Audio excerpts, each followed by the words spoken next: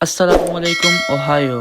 मेरा नाम हमज़ा है और मैं जापान में रहने वाला एक पाकिस्तानी लड़का हूँ और आज आप मेरा व्लॉग नंबर 6 देख रहे हो। उम्मीद करता हूँ आप सब खैरियत से होंगे। आज सुबह जैसे ही उठा तो देखा सदाकत भाई मशीन से काम कर रहे हैं। वो काम में बिजी थे और मैं चलता चलता उनके पास पहुँच गया और पहुँचकर पूछा कि नेक्स्ट काम का क्या प्लान है। तो सदाकत भाई ने बोला 2 मिनट रुको, मैं नीचे उतर के तुम्हें बताता हूँ।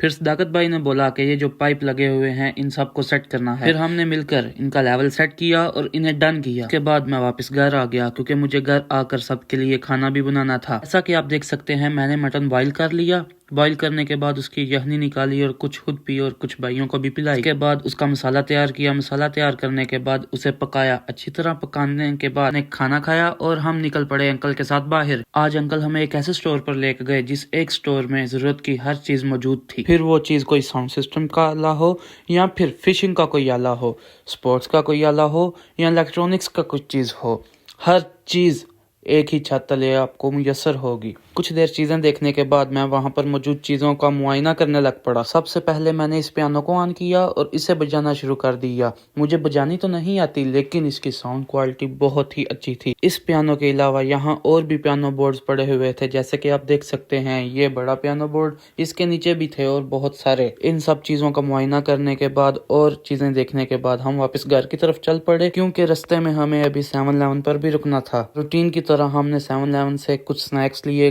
कोक ली और इस्तेमाल के लिए कुछ चीजें ली और फिर हम वापस घर की तरफ चल पड़े। हमने अंकल को बोला कि आप चले जाएं, हम वापस वॉक करते हुए आएंगे क्योंकि फैमिली मार्ट से घर तक का सफर 2 किलोमीटर प्लस है। तो हमें चलते चलते बहुत थकावट हो गई। इतना सफर तय करने के बाद थकावट तो बहुत हो जाती है, लेकिन नैन भाई और सदाकत भाई से बातें करते करते सफर का पता ही नहीं चलता क्योंकि मैंने घर पर जाकर अभी चिकन को फ्रीजर में से निकालना था। इसलिए सबसे पहले मैं घर पहुंचा और चिकन को फ्रीजर में से निकाल कर बाहर रखा क्योंकि इसे बारबेक्यू के लिए मैरिनेट करना था। इधर मैंने 2 पैक निकाले चिकन के, फिर देखा और भी है या नहीं, लेकिन मुझे और चिकन का कोई पैक नहीं मिला। इसलिए मैंने उन दोनों को ही फ्रीजर से बाहर निकाल कर रख दिया। काफी देर इंतजार करने के बाद भी चिकन नॉर्मल नहीं हुआ तो हमने उसे ऐसे ही बाहर रख दिया और सोचा सुबह ही इसे मैरिनेट करेंगे। इसके बाद मैंने यहीं पर अपने व्लॉग का एंड किया। मिलते हैं आपको नेक्स्ट व्लॉग में। अल्लाह हाफिज।